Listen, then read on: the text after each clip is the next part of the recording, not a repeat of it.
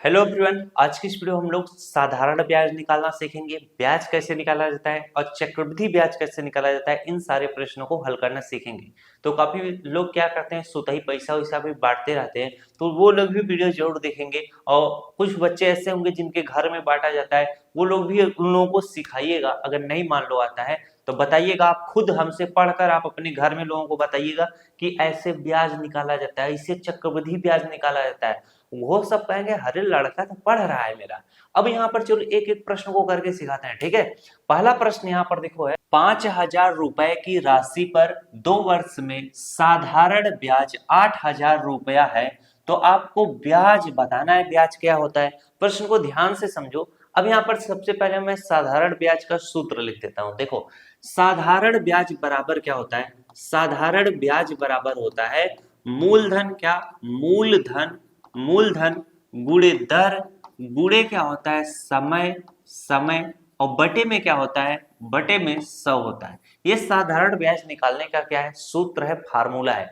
प्रश्न में आपसे बोला था कि भाई साहब 5,000 रुपए की राशि पर 2 वर्ष में साधारण ब्याज 8,000 रुपया है, तो ब्याज ज्ञात करना है। तो अगर ध्यान से देखो तो प्रश्न में बता दिया है कि भाई साधारण ब्याज कितना है, बोला है कि साधारण ब्याज 8,000 रुपया है। तब हमसे कहे फालतू में बोल रहा है कि साधारण ब्याज बताओ कितना है, यानी ब्याज बताओ कितना है, बस हमको चूतिया बना रहा है। तो अगर ऐसे प्रश्न जब भी जीवन में दिख जाए तो ऐसे प्रश्नों में बोल देना हल, आपका उत्तर यही क्या है, 8,000 रुपया ही क्या है, हमारा ब्याज है। 8,000 रुपया ही हमारा क्या है, ब्याज है। बस इतना ही लिखना है, ये हमारा उत्तर है। ये सारे चीजें होती हैं बच्चों को मूर्ख बनाने के लिए, गुमराह करने के लिए, उनके दिमाग को सोचने के लिए कि बच्चा कितना सोच रहा है, कितना समझ रहा है। अब चलो जो मैं अगला प्रश्न बताऊंगा वहां से पढ़ाई लिखाई शुरू होती है। अब आइए दूसरा प्रश्न सीखते हैं, देखें इसमें कहता क्या है। दूसरा प्रश्न हमारा है कि 12,000 की राशि पर 3 वर्ष बाद वह राशि जो है 15,000 हो जाती है, तो बताना है आपको ब्याज क्या होगा। अब इसमें देखो मूलधन दिया है, जो आपका पहले का पैसा होता है उसको मूलधन बोलते हैं, उसी को प्रिंसिपल बोलते हैं। इसके बाद जो बाद का पैसा बनता है वह आपका क्या कहलाता है, वह आपका मिश्रधन कहलाता है, ठीक है। तो जब भी ऐसे प्रश्न है कि जैसे 12,000 रुपया की राशि 3 वर्ष बाद 15,000 रुपया हो जाती है, 15,000 रुपए हो जाती है, तो बताना है कि ब्याज क्या होगा। तो जब भी ऐसे सवाल आए तो ब्याज बराबर क्या होता है, ब्याज बराबर क्या होता है, मिश्र धन, मिश्र धन, मिश्र धन माइनस क्या होता है, मूलधन होता है। ये सूत्र नोट कर लो। तो मिश्र धन हमारा कितना है, मिश्र धन हमारा है 15,000 रुपए, 15,000 रुपए इस तरह से लिख दो।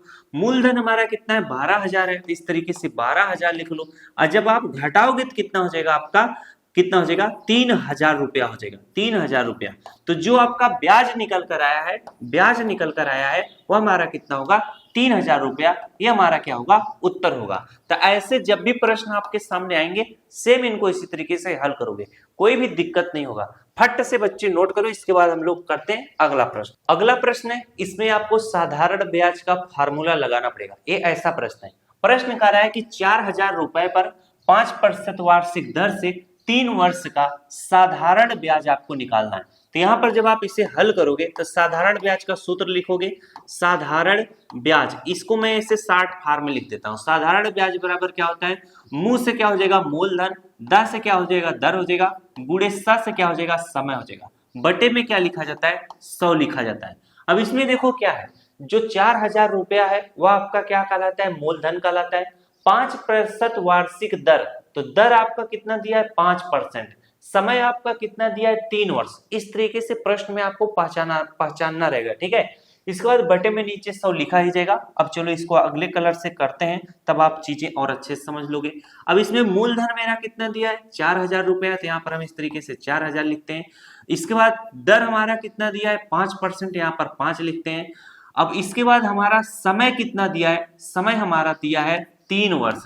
अब नीचे हम लोग क्या करेंगे, 100 इस तरीके से लिख लेंगे। अब जो चीज कटने पिटने लायक रहे उसको हम काट पीट के सरल कर लेंगे। 2 जीरो से 2 जीरो कट जाएगा। अब इसका गुणा करोगे, 40 गुणे 5 गुणे 3 करोगे, तो यहाँ पर गुणा जब करोगे तो 5 शून्य शून्य हो जाएगा। इसके बाद 5 चौके कितना हो जाएगा, आपका 20 हो जाएगा। गुणे 3 बचेगा तो गुणे 3 इस तरीके से लिखो। 3 शून्य शून्य 3 शून्य शून्य, 3 दूना कितना हो जाएगा, 6 हो जाएगा। ये हमारा 600 क्या निकल कर आया है, ये हमारा 600 ब्याज निकल कर आए। हमसे क्या पूछा था, हमसे पूछा था साधारण ब्याज ज्ञात करो, तो साधारण ब्याज ज्ञात करने का सूत्र यही है, और ये 600 रुपया हमारा क्या हो जाएगा, साधारण ब्याज हो जाएगा, यही हमारा क्या हो जाएगा, उत्तर हो जाएगा।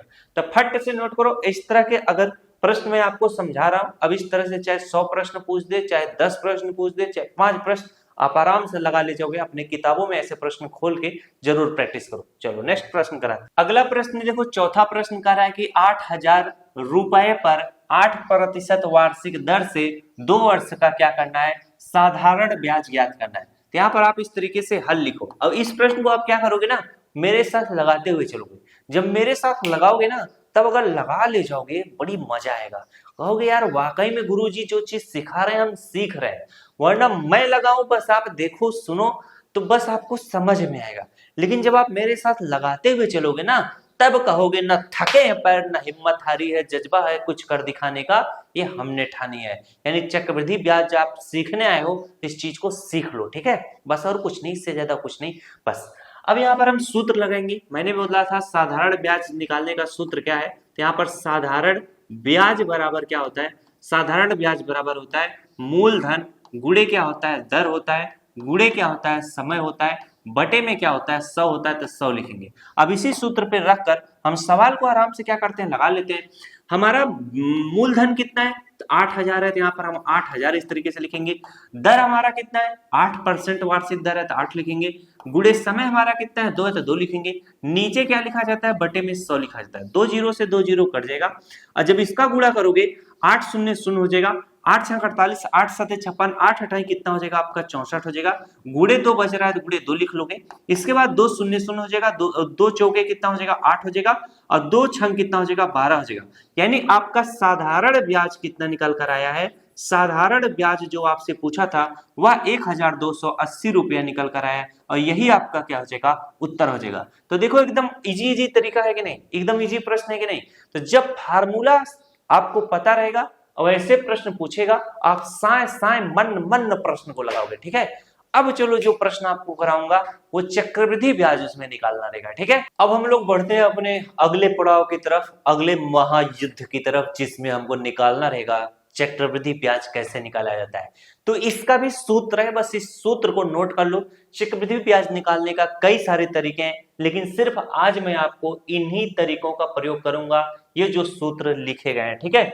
चलो अब यहाँ पर बोल रहा है कि 5,000 रुपए पर 10% वार्षिक दर से 2 वर्ष का चक्रवृद्धि ब्याज ज्ञात करो। तो चक्रवृद्धि ब्याज ज्ञात करने का सूत्र क्या है, ए बराबर क्या होता है, अमाउंट बराबर प्रिंसिपल यानी मूलधन 1 प्लस रेट, मतलब आर से क्या होता है, रेट होता है, रेट मतलब दर होता है, बटे में 100, पावर एन का मतलब क्या होता है, समय होता है। और यहाँ पर देखो चक्रवृद्धि ब्याज बराबर क्या होता है, यानी आपका जो आपका मिश्रधन माइनस क्या होता है, पी से प्रिंसिपल यानी मूलधन, बस इसमें और कुछ नहीं करना है। तो यहाँ पर सूत्र लिखा है, तो ए बराबर क्या हो जाएगा भाई, हमारा पी दिया है, प्रिंसिपल हमारा दिया है 5,000, तो यहाँ पर हम लोग इस तरीके से 5,000 लिखेंगे।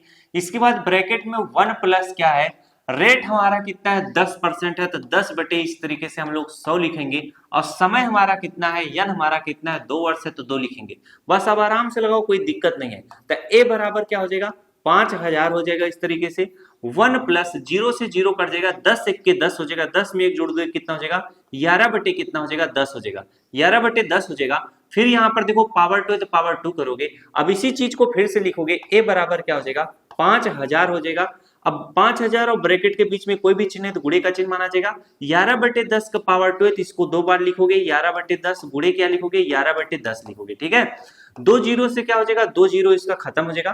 तो ए बराबर मेरा कितना निकल कर आएगा, ए बराबर निकल कर आएगा 50 गुणे 11, गुणे क्या करोगे, 11 करोगे। तो जब गुणा करोगे तो 6,000 क्या आएगा, 50 आ जाएगा।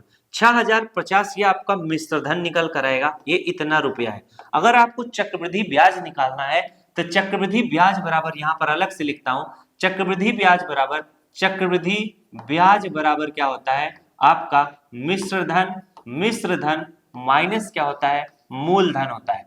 तो मिश्रधन हमारा कितना निकल कर आ चुका है, मिश्रधन हमारा 6,050 निकल कर आ चुका है। तो यहाँ पर मैं 6,000 इस तरीके से 50 लिखूंगा। मूलधन हमारा कितना है, मूलधन हमारा 5,000 है, तो यहाँ पर हम इस तरीके से 5,000 लिख लेंगे, ठीक है। अब इसी चीज को घटा लोगे, तीन जीरो है तो ऊपर की तीन ही चीजों सेम लिख लो, 0 5 0 लिख लो। इसके बाद 6 में से 5 घटा दो, 1 आएगा, यानी 1050 रुपया जो आपका आया है, यह आपका चक्रवृद्धि क्या है, चक्रवृद्धि ब्याज निकल कर आया। ठीक है, तो चक्रवृद्धि ब्याज कितना आया, 1050 रुपए।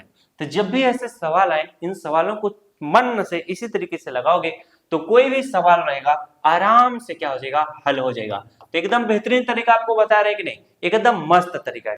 तो मेरे दोस्तों ये प्रश्न जो है मैं आपको यस डब्ल्यू देता हूं, तो इस प्रश्न को आपको होमवर्क के लिए देता हूं, तो आप फट से इस प्रश्न को अभी इसी वक्त लगाइएगा और कमेंट बॉक्स में इसका उत्तर जरूर दीजिएगा। मिलते हैं नेक्स्ट क्लास में किसी अन्य टॉपिक के साथ।